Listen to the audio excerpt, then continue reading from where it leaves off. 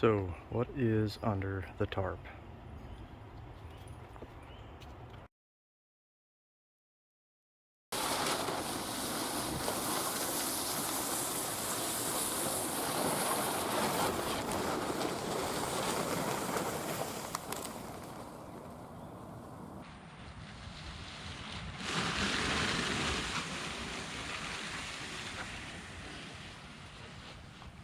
Welcome to 1965. Good luck.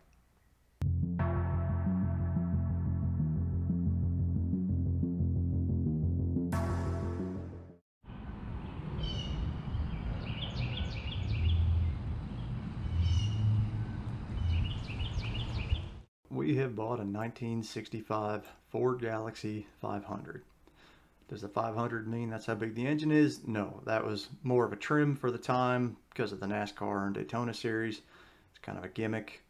So ours is not the six-cylinder. It is the smallest V8 you could get at the time. It was a 289.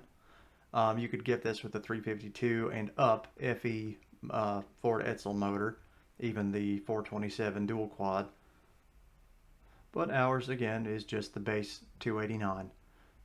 So this car is not probably the most sought after model. As you can see, it does not have, this is not a pillarless design. They made a four-door sedan and a four-door hardtop. The hardtop has no pillar, has no B pillar between the front and rear door. The sedan does. And I know this sounds a little silly, and I am a little ashamed to admit this. I didn't realize that this wasn't the pillarless design until I got it home. I don't know how that happened. I spent hours looking over the car, and I think the problem was I thought that all the sedans were pillarless, so I guess in my brain I just didn't see it somehow. I don't know. But it makes no difference. I'm perfectly happy with the car. It's just a cosmetic thing that kind of threw me through a loop once I got the car home. So in 1965, Ford had actually completely remodeled the Galaxie into more or less what you see here. This one is a 65. They had done away with the rear leaf spring, giving us coil springs on all four corners, which is the first full-size Ford to offer that, which makes this car very easy to install airbags on in the future.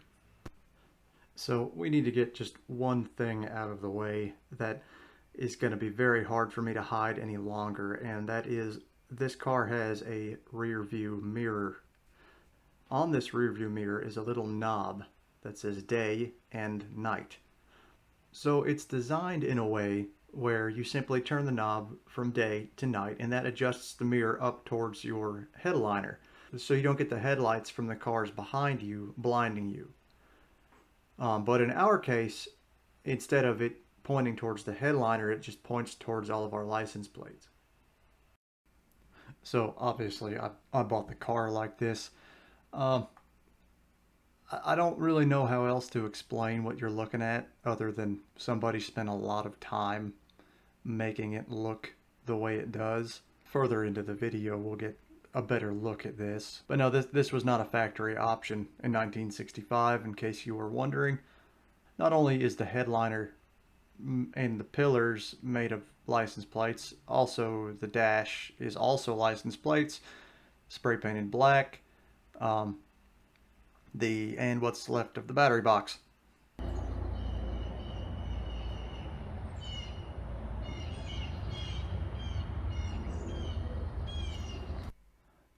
So we've got a good look at the outside of the car. Moving on to the interior, obviously it's black on black. We've got a nice bench seat. We've got the license plate fiasco going on. Trim's falling off the seat. Nothing that can't be fixed. Not that big of a deal. So sitting in one of these cars for the first time is a whole new experience. I mean, when your legs are outstretched, you're almost they're almost parallel to the floor. I mean, you sink into that vinyl seat, your arm automatically drapes up over the backrest, and you just immediately feel comfortable to the point where you realize, like, wow, they really had it figured out back then. But aside from the obvious cosmetic modifications, I'm very happy with the overall condition the car is in inside and out. It's certainly not perfect, but I actually prefer it that way. It more or less allows me to use this as a blank canvas. And this car, hands down, has the coolest interior door handle I've ever seen.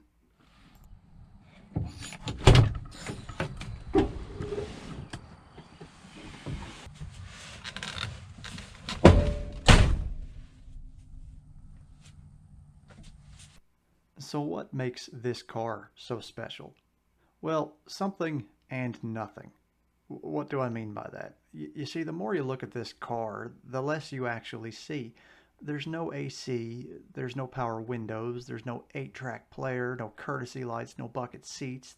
There's not even a passenger side mirror, only a driver's side. And as factory, there aren't even any seat belts, which I guess should not be surprising.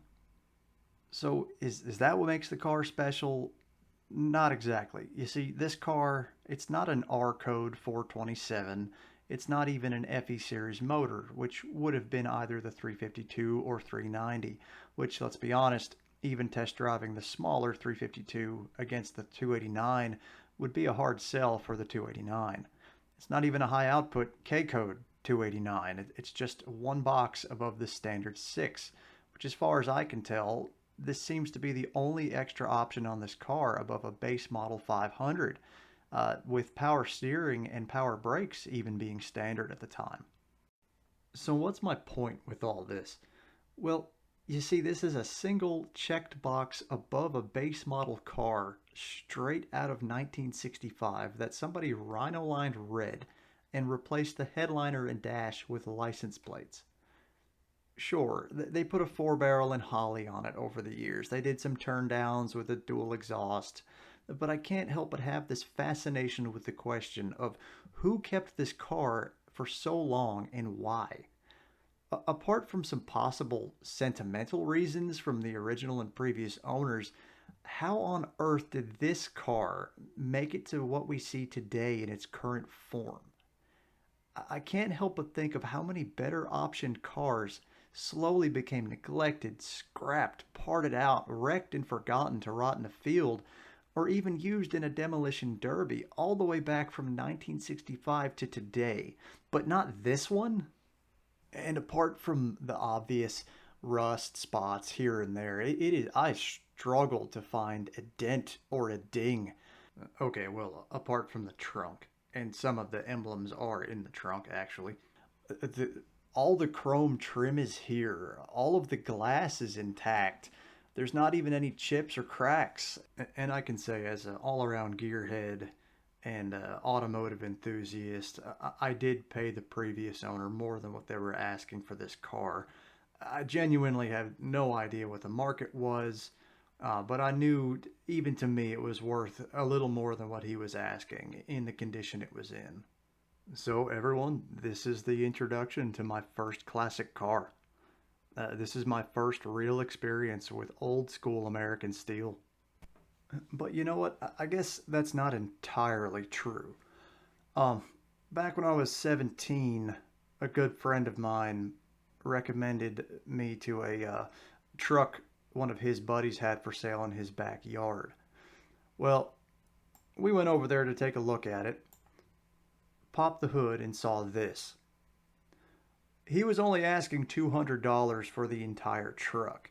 So I gave him the $200 and then had it immediately towed to my buddy's house, where him, his dad, and myself all oohed and awed over what turned out to be a 390 FE motor with a factory dual quad intake manifold. So as it turned out, that particular intake manifold, from what we could find out, actually was a factory manifold off of a Galaxie 500 with a 427. We wound up scrapping the truck, and he stored the motor for me, and years later, literally years later, I wound up getting the motor back from him and taking it all apart, and I had planned on building it, You can see the crazy compression this thing had. It had a Mallory ignition on it, all that good stuff. No idea what the cam profile was, but it was a 390, bored over, I think, 30,000. Um, but what kind of a full circle story would that have been had I kept this motor? I sold it roughly 8 years ago. So how could I have possibly known this was going to happen? But I am still forever kicking myself, I guess, and will forever be kicking myself for getting rid of that motor and factory dual quad intake with the had twin 500 CFM Carters on it.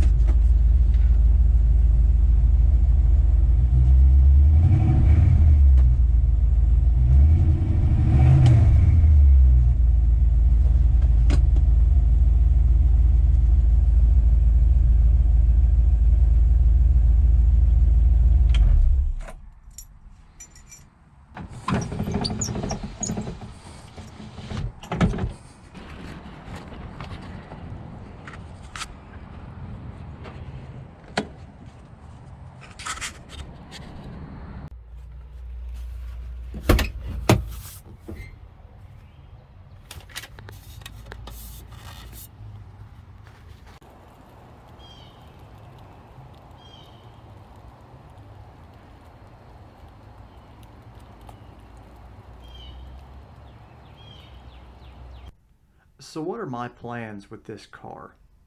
Well, at the moment, I'm not really sure.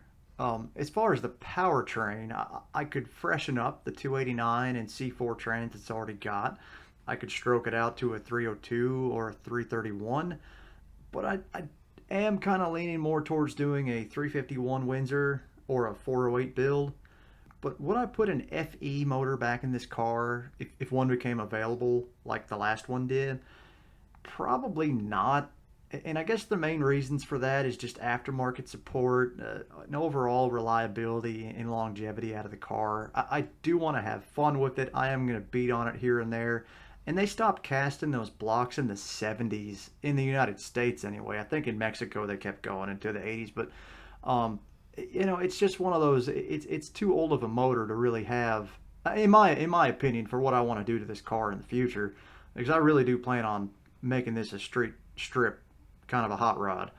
So I don't want to beat on an old FE. But whatever engine I do wind up with, it's definitely going to have a 4-barrel intake manifold fed by some sort of modern fuel injection setup. The technology's there. You have full tuning control over it. You can get a trick distributor that talks to the ECM and everything. I mean, you can't beat new school technology on an old school engine. But however, there is the modern approach that comes in the form of Coyote swap, which is the newer Ford's 5-liter, or the lesser known, less popular, and much less expensive 6.2-liter Boss swap out of a 2018 and up F250 or F350. Those motors have 385 horse and 430 foot-pounds of torque from the factory. Of course, it's mated to a 6-speed automatic. As far as daily reliable power all day long in a street strip application. And then you have kind of the throwback to the old school cammer motors. It's because it's a single overhead cam motor on top of that. That's kind of the plan I had before I even bought this car. That was kind of the first idea I had, and I may wind up doing that. So the cool thing about that is I would of course go the route of getting a whole donor truck and taking all the parts I need off of that and making them work in the car, like the gauge cluster and some of the more modern electronics, the ECM and all that. I would do a full powertrain resto mod to this car. But as far as the appearance and the rest of the car, I can say it won't be red anymore. I'm in the license plate thing. Let's talk about the license plates.